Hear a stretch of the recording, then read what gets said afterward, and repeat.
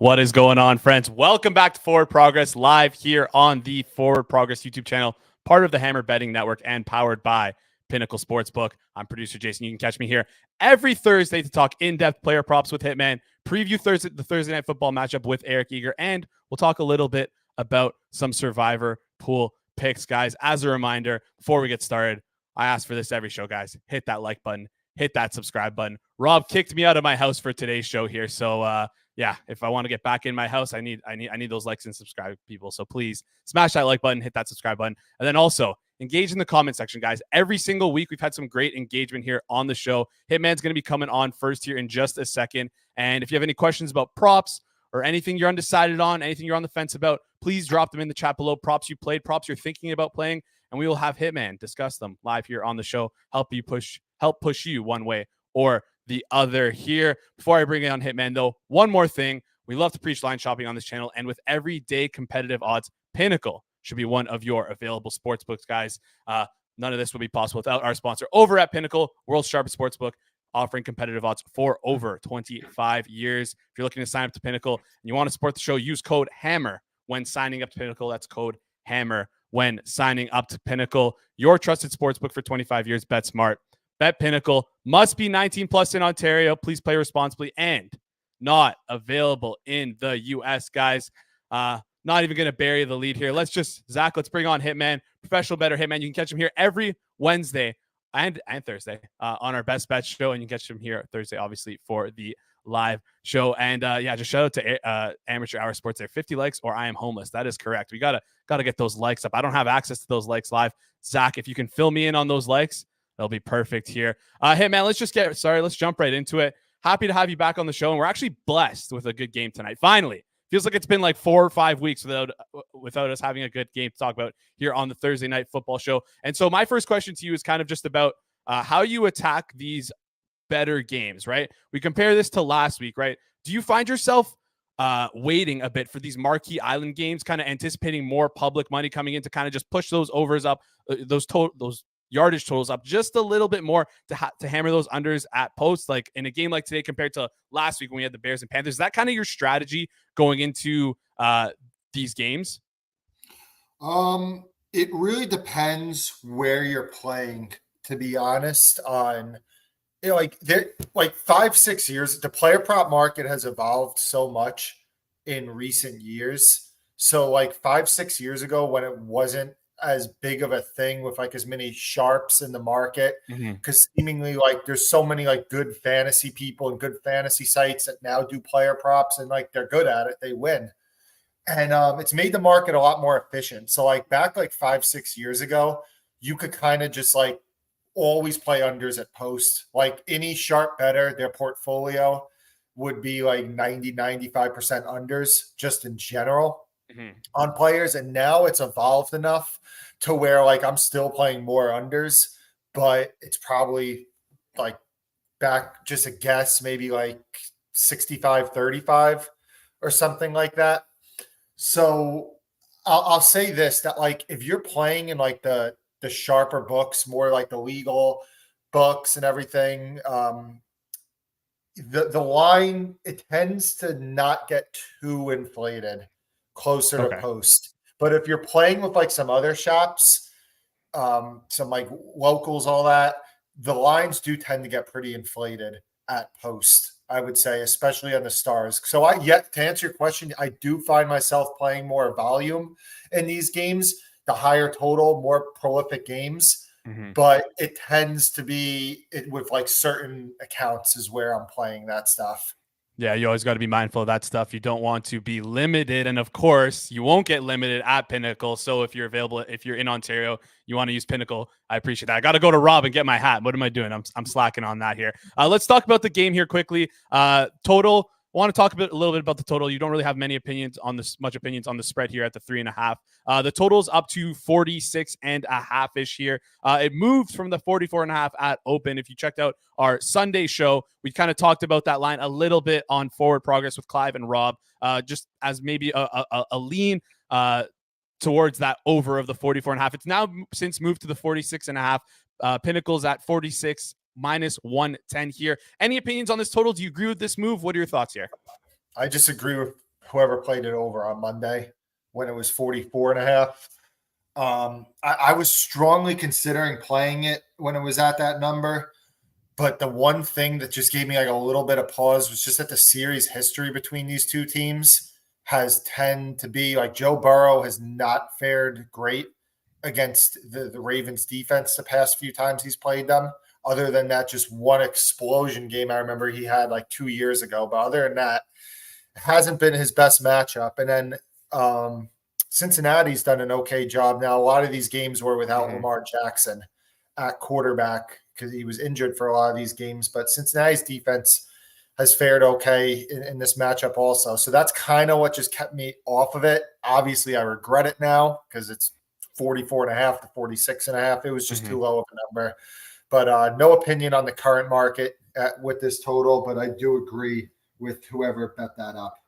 Yeah, fair enough here. Two obviously good offensive teams here, but I mean, don't disrespect this defense. This Ravens defense has been super hot with Mike McDonald on as their DC. They've been like among the best in EPA per play, the best in limiting success rate of other teams here. And then on top of that, obviously Lou Anarumo for the Bengals here has also done a pretty decent job this year. He's always been a respectable DC, offered head coaching jobs or interviewed for head coaching jobs in the past year. He does good stuff. So yeah, don't count out these defensive coordinators here, even though these are two very prolific offensive teams here. Let's get into our bets for today, Hitman. I see a couple in the chat. We'll get to those in a bit here, but I want to start with the quarterbacks here, right? Actually, you know what? Let's get around to the chat here. Let's talk about the quarterbacks though, right? We got Joe Burrow for the Cincinnati Bengals, wearing the Cincinnati Bengals jersey. Hopefully they can pull out a dub for me here on the spread. But Joe Burrow, he's looked completely different from those first 4 weeks to the week 5 to week 10 now. And I mean, it's obviously a lot to do with the calf here. Eric looks like he likes the Burrow under 258.5 passing yards at -114 here. Do you tend to agree with that passing yard under? Are you worried that maybe the script, the game script of the game might a little out of hand for Joe Burrow here? And they might be throwing as them being underdogs, or are you kind of just agreeing with Eric? This might be like a lower total game here where there's not a lot of passing. Yeah, I lean towards that under. There's some other sharp guys that I know or that I work with that bet that under, but it's just something that it just didn't quite get there for me personally. But it was a lean towards the under for me. Fair enough here. And Justin in the chat also asking about Joe Burrow here. He's saying he played the Burrow over 3.5 rushing attempts at +135, gone 6.55 and 3. 6.55 attempts in the last 3 games. Are you interested? I know you're interested in a rushing prop here for Joe Burrow. We'll get to that in just a second. But would you look at his rush attempts at all here, whether it be over or under? The attempts, it's typically not the mark. As I've said before, it's not a market that I pay super close attention to just because the liquidity is a lot less in it. I do have an opinion on Burrow involved with rushing, but the rush, and it kind of doesn't correlate. Like, just because, like, let's say I like Burrow under rushing or whatever, it doesn't mean that the rush attempts are going to go under. Now, it has some correlation, but remember, like, kneel downs play a big factor or potential kneel downs play a big factor in any type of rushing prop for a quarterback, especially when it's this low, because a guy could get 1, 2, 3 kneel downs at the end of a game or end of a half, whatever. But I'd say that I don't love the play just because of the direction that I'm looking with Joe Burrow's rushing yards. Let's not bury the lead here, and let's just get right into that then. You like Joe Burrow's rushing yards. You like it on the under. So tell us a little bit about why you like the under on Joe Burrow's rushing yards in the game. The under is set right now at 13.5. If you can bring that up on screen, Zach, here. And it seems like the best price in market is 13.5 -120. Couple -120s out there widely available. So why do you like that? Why do you like that play? Yeah, so I like that, the under 13.5 around that price range. There's also an under 12.5 out there at -113-ish that I think is also worth a bet. But remember that when it's this low of a number, the difference between a yard is worth more juice. Like typically if it's like a 75.5 at 130 or a 74.5, 113, I'm going to take less juice. But on a 13.5, 12.5, it's worth a little bit more. So just something to keep in mind. But I'll tell you what, Jason, like Joe Burrow, he's played 58 career games. What do you think he's went over this number at 12 and a half, let's say? 58 career games. Okay, I'm assuming it's a low number, but as everyone knows who's watching the show, I suck at trivia. So let's call it 25 games he's gone over that. Like, he's went over 16 times in That's his crazy. career. He's went under 12 and a half rushing yards in 73% of his career games. So when you see that, it's like, all right, well, what's recently changed that's going to make me think that Joe Burrow is more likely to go over? Has he started to scramble more recently? I mean, again, I'm throwing out his priors from when he was hurt this year. So, like, obviously he went under a lot of the games earlier in the year. I'm throwing that out. But it's been something that for his entire career, he hasn't been going over this number. And I feel like that the number has just been inflated because of that one game he had against the 49ers where he ran for something like 40 yards or something like that. But it's just a number that Joe Burrow just doesn't get over that often in his career. And I just don't see much that has changed recently that would make me start to think that he's going to start running more. I know that last week he went over. He went 5 for 20, but again, it was in a game script where he had something like 48 dropbacks in that game.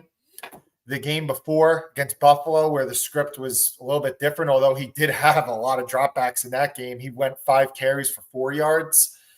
And let's remember that kneel downs could lead to negative rushing yards also if it does get to that point in this game. So I just thought that it's a number that he doesn't go over that much in his career, and I couldn't find much of a reason to think that he's going to be prone to running more.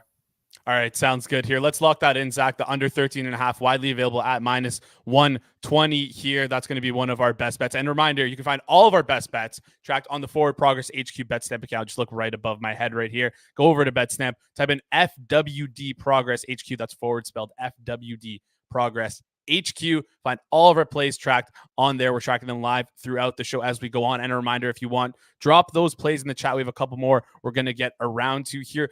Hey, man, just quickly, one last thing on this Joe Burrow rushing total here. Does it make you hesitant at all, the fact that the Ravens defense tends to be like really good in pass protection and have like a pretty good secondary this year? Does that kind of worry you at all that maybe Joe Burrow might not find his look and he might roll out of the pocket and scramble? I guess that's not really the brand of quarterback that he plays, but does that worry you at all here? I mean, you could say that. You could also say that's like a really big game, and quarterbacks tend to be more willing to tuck and run when it's a big game. And don't get me wrong, like some of that plays into it. And I'm not saying that it's like a 73. If I thought that it was a 73% bet, then I would be betting a lot about like this was just like an average play for me personally. But factors of like, they might be a trailing game script or they have more dropbacks. It's a bigger game. Quarterbacks tend to run. It plays a factor for me. But we lost you, Jason. There you go. It plays a factor, but I still think that it's just a little bit too inflated. All right. Hopefully I don't. Man, Pizzola's got to get me that better internet, man. Hopefully I don't get cut out here again. It's not something. It seems like it's not something you're willing to push over an old man for and stuff the kiosk, but something that you're still betting on here. If you watch, if you watch our Forward Progress live watch alongs, you get that. If you don't, what are you doing? Stick around on this channel to watch our live watch along at 8 p.m. here. Let's move over to the other side of the football. Lamar Jackson.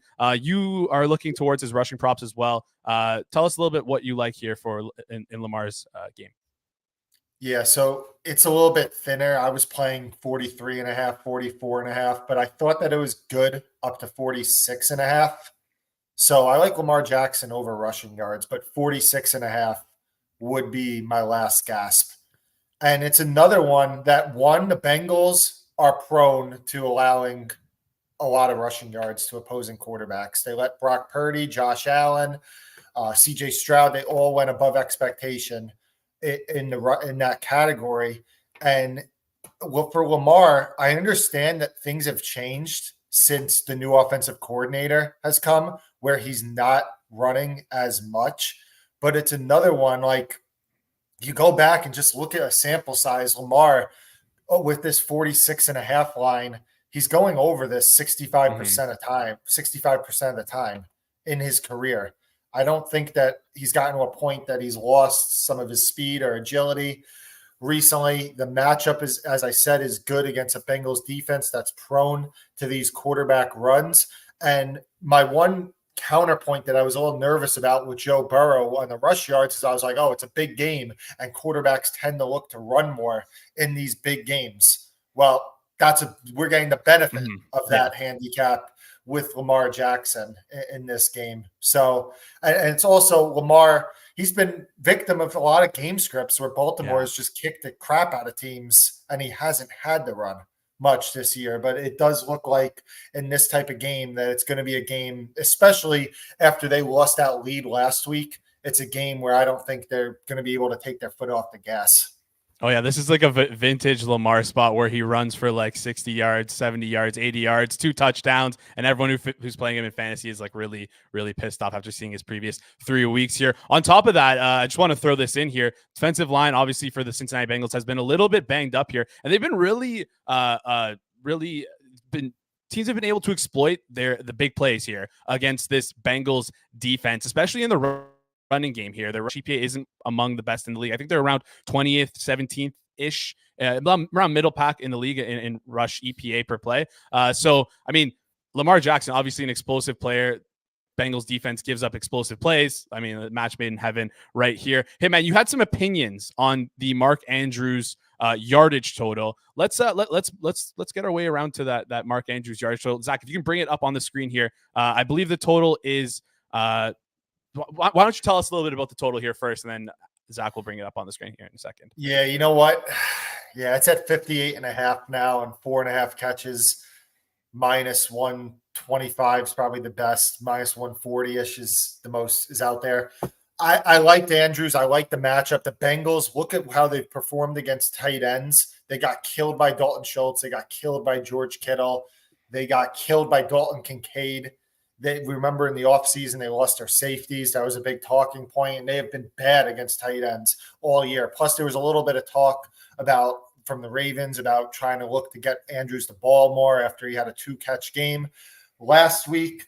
I liked the Andrews overs, but honestly, I'm looking at the prices right now, Jason, and I can't give it out now. And just so like people know, like I bet around plus 100 was my number on Mark Andrews or something, and the receptions. And you think about like, oh, well, is it still good? It's got to still be good at minus 125 or something. That's like the difference. Plus 100, like is 50-50 and you're breaking even. At minus 125, you're break even. It's like a whole 5-6 percentage points higher that you need to break even. So that's just a way to tell everybody, like, be cognizant of the prices that you're laying on some of these plays. All right, there's a couple more questions in the chat here. Hitman, I apologize. I'm going to keep you on for just a little bit longer than normal here. Let's get through them quickly though. Cody Pfeiffer asking about Odell under 28.5 receiving yards, minus 114. Quick thoughts on that. Strong lean. I almost played that in the under receptions. I get why you're probably looking at it. It's because he did not run many routes. Rashad Bateman took a lot of his snaps last week. He came into that game with knee soreness. For me, though, he ended up not being on the injury report. And I'm thinking maybe there was a chance they were kind of conserving him, knowing that it's a short week. They went a little easy on him on Sunday to keep him ready for this game. It's just a lean for me.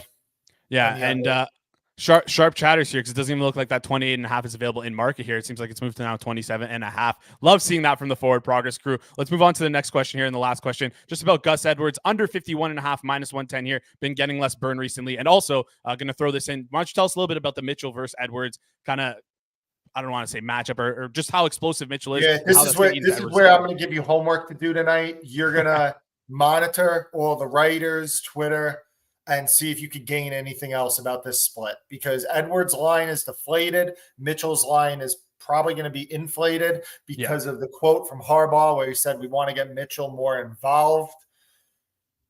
I'm personally thinking that I might be involved in a Mitchell under at post. And so I'm not looking to play Edwards under, but anything could change. I could see something that makes me say, you know what, we got to bomb Mitchell over as a bet Edwards under. Anything could change, but the direction I'm looking in the Baltimore backfield, unless I see something that changes my mind, is maybe that Mitchell line gets inflated, and maybe I look to play under on him closer to post.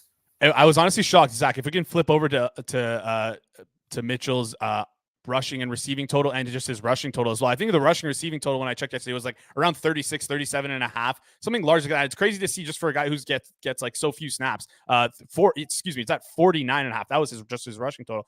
Feels very inflated, but also at the same time, this is a guy who can get this on 2 plays. Very explosive player. Going to be fun to watch. Monitor the Twitter feed, monitor that information. And if you get any information, always DM Hitman with it. He will help you out a little bit here. Hitman, before I let you go, first of all, thank you for staying on a little bit longer with us today here. But before I let you go, every time I do this, 3 quick questions. Any props or totals or season-long win totals you're eyeing for Sunday or for this week? I think if Josh Allen's in the mid 240s still, his under is not a bad look.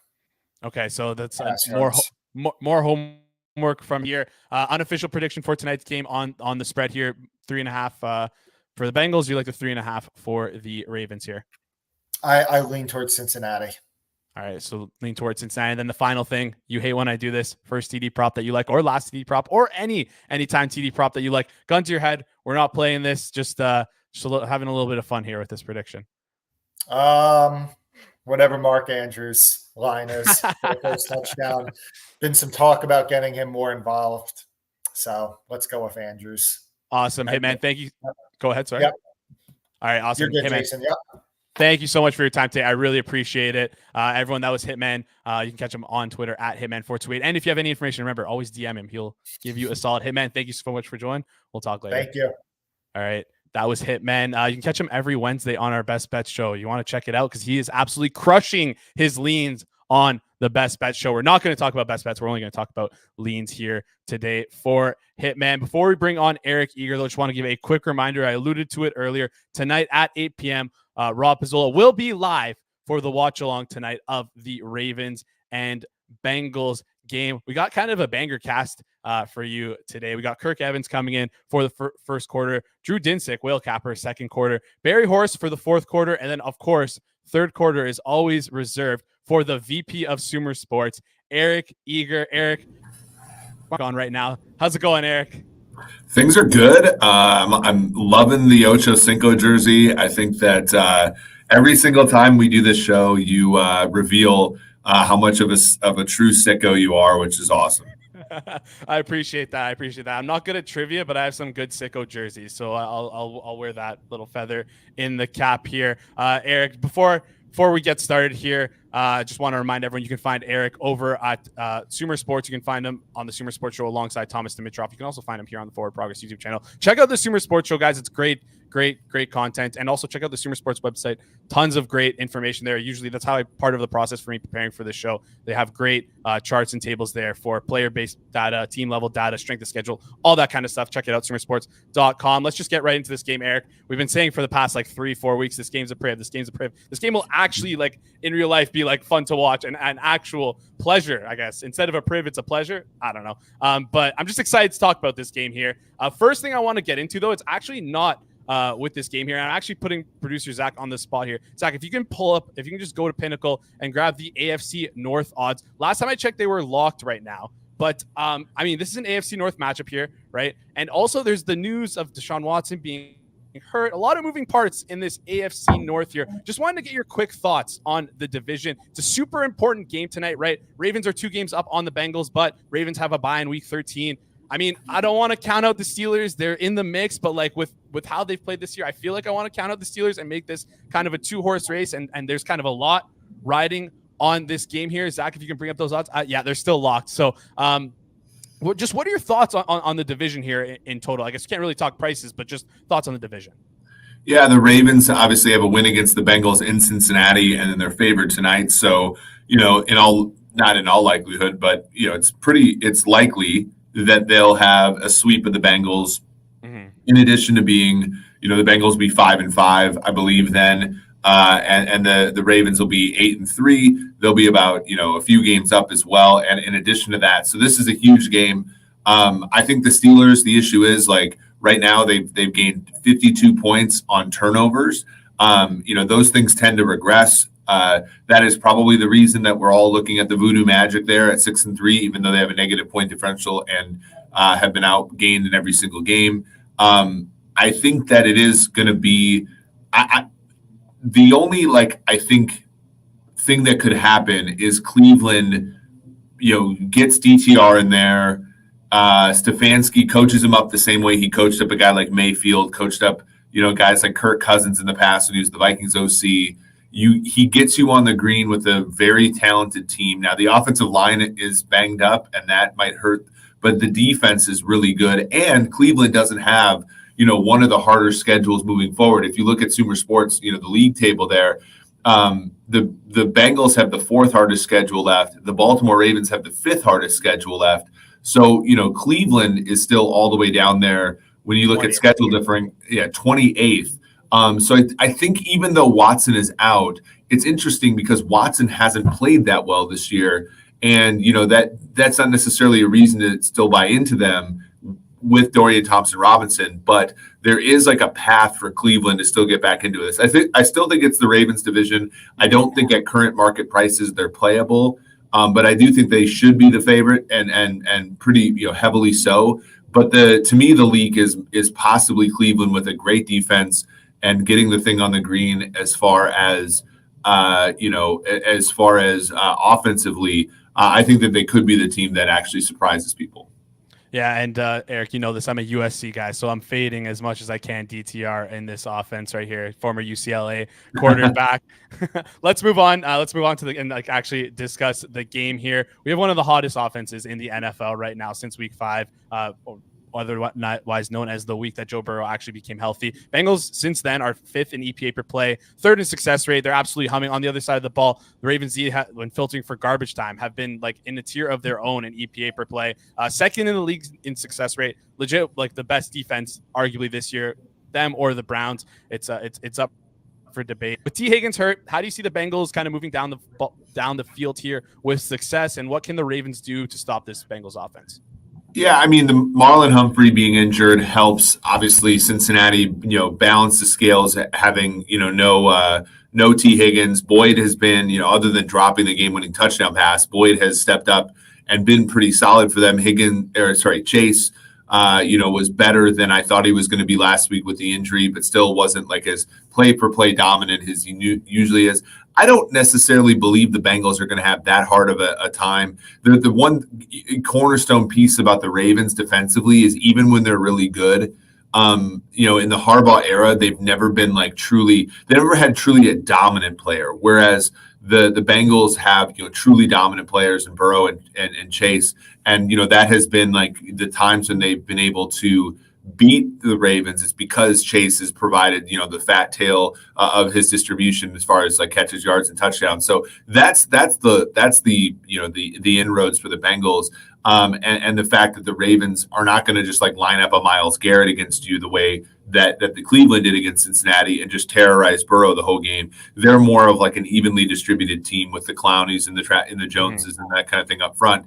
And I think that plays decently into the Bengals. The Bengals offensive line's better than previous years, still not good, but they're not going to be taken advantage of the same way they would be against a team like the Pittsburgh Steelers or a team like the Cleveland Browns because of the lack of high-end players on the defense for the Ravens. They're just a bunch of really, really good players, not a bunch of elite players. So that I think is the one case you can make for Cincinnati plus 3.5 and for the overs in this game.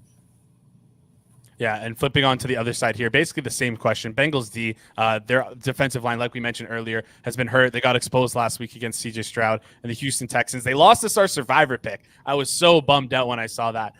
Not been the best this year for Lou and Arumo and his and the Bengals D here. the biggest thing I've noticed is that their big play percentage is just completely off the charts here. They give up a ton in big plays, especially to runs here. They're 20th in EPA per play, 30th in success rate. Not the best here from the Bengals D. Definitely seen a lot better in previous years. Other side of the ball, obviously Ravens offense among top 10 in EPA per play, top 3 in success rate. How do you feel like the Bengals are going to mitigate the explosive plays here from this Ravens offense who have explosive players? Well, I think they're going to do what they've done to kind of make life hard on the Chiefs, make life hard on the Bills just a couple weeks ago, and as well as in the divisional round last year. Like, I think that they're going to make Lamar Jackson be patient the whole game and make, the Ravens, stick with run calls when the box counts are the way they're supposed to be. And, the Bengals aren't a great team at forcing 3 and outs, but they're a great team at not allowing touchdowns when they're at their best. And, that's why, when we get to our props, I think is a big game for the Logan Wilsons and the Jermaine Pratts of the world. I think it's, I know that there was some negativity about Gus Edwards in the chat, and I understand that. But I think it's going to be a game for the Ravens running backs overs as well, just because I think that this is going to be a game where Lou Anarumo, the last thing he wants with his offense being kind of suppressed with the T. Higgins injury and other things, the last thing he wants is for big plays to happen. And so I think that what they're going to try to do is make Lamar Jackson cross the street 10 times per drive and hope that he gets hit by a car at some point, right? And that's going to be, the way that which they go about it. So there's going to be a lot of tackle opportunities for the Pratts and the Logan Wilsons. There are going to be a lot of rushing opportunities for the Edwardses and the Mitchells. And, I think that that's kind of the way that this thing shakes out. It's a frustrating thing because we see this in the NFL every single week where the great quarterbacks are reduced to checking the ball down and being patient. But I think that that's the way the Bengals are going to play the Baltimore Ravens tonight. Yeah, I love that from you. I love that little saying you did there. Make Lamar Jackson cross the street 10 times, see if he eventually gets hit by a car here. The reason why I was asking those two questions and just specifically talking about both these defenses, because you guys at Sumer are very plugged in with the up-and-coming names as coaches and executives in the NFL here. Bengals DC Lou Anarumo has interviewed a couple of times in the past for some head coaching jobs. Long been rumored to be a candidate to take over a head coaching position eventually here. And then not only asking about him, but Mike McDonald, for the Ravens. McDonald's instrumental in transforming the Michigan Wolverines defense into what it is today. Has come back to the NFL and had a similar impact to the Ravens. Do you think he is a candidate for a head coaching job in the near future here? Oh yeah, I think he'll be a head coach next year. All the metrics, all the when you talk about the agents and how they're listing people out, he's always one of the top names. I think when you look at the Ravens, who have struggled at times in the past with injuries and ineffective play from their defense, that was no more apparent than in 2021, the year that McDonald was in Ann Arbor. And he's, that team kind of, they bring in Roquan Smith. I know their schedule was kind of easy at the end last year, but they were phenomenal down the stretch last year. Been terrific this year as well.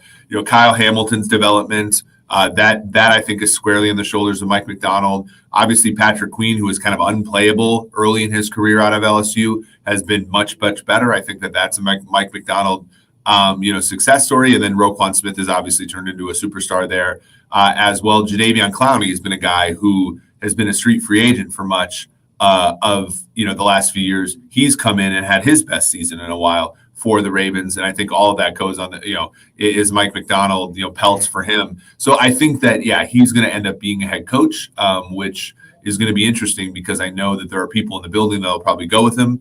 And so the question is, when you're thinking about windows for John Harbaugh, is this a window that's closing more quickly than we want to give it credit for? Because there are going to be people who are out the door as a product of the success that they've had this year.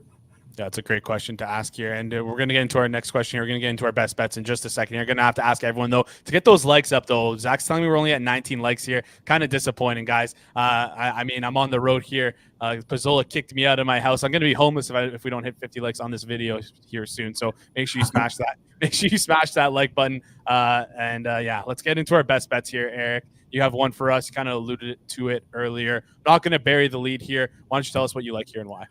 Yeah, I like Jermaine Pratt going over 7.5, sort of total. And again, I know we messed up the phrasing the last time. So you're talking about assists and tackles. Yeah. I think if you had to pick one of the two to go over, individually, I think I'd go with assists. But the tackles or assists give you sort of more ways to win there. And so, yeah, I like over 7.5. I just think, I think you're going to see a lot of running. I think you're going out of necessity. I think you're going to see some tight end stuff, which I know you as a fellow Chiefs fan remember in the Bengals game last December, Jermaine Pratt forced the fumble on Kelsey that ultimately was the loser there. Like, if they go to Andrews as much as Hitman says, Pratt's going to be involved in that as well. So I just think there's a lot of ways, when you're looking at prop markets, right? Like, you want to have many ways to win. And I think that there's a number of different outs here where Jermaine Pratt gets a significant number of opportunities to make tackles. And so I like that number suppressed at 7.5. Yeah, I love doing Zach. If you don't mind bringing up the odds again here, I love doing this Thursday show with you, Eric, because I never bet this market.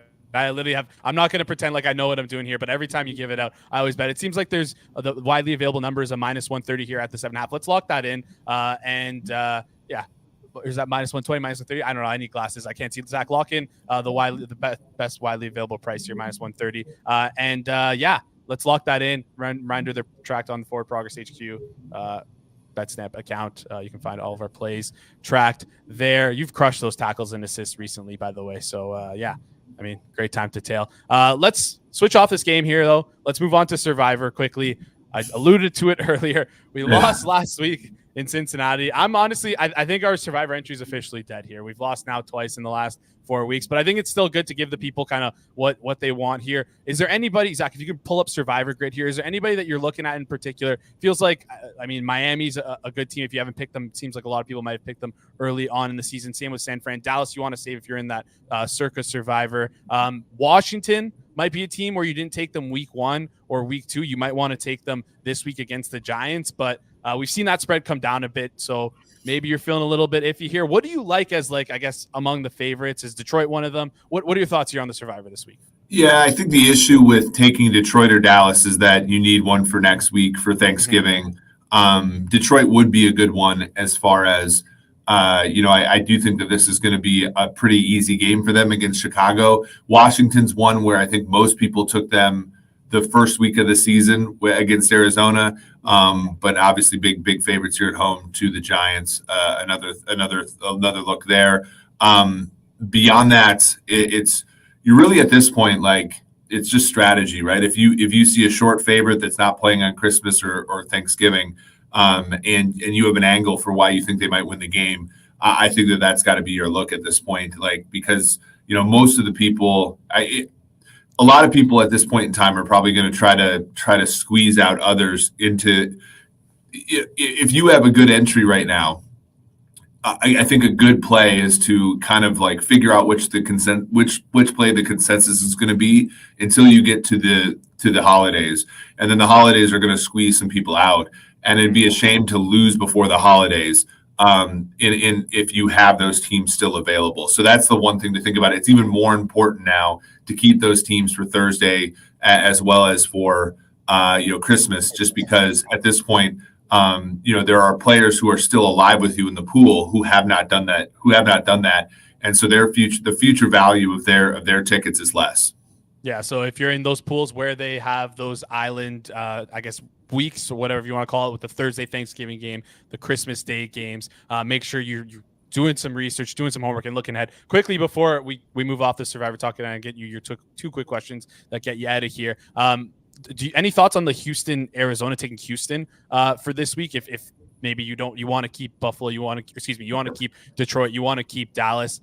Is that too cheeky this late in the game here, or what do you think? Well, there's not a ton of future value on Houston. I mean, you're getting them as a 4-point favorite. If you trust the market, that's a pretty big favorite in the NFL relative to many of the games now where it seems like you log in and you're like, I can't remember, 2 weeks ago, every game had a spread between 3 other than 1 or 2. And so, that's a game that'll stand out. The other one, I like Houston in that game anyway. I make it more like 4.5, 5.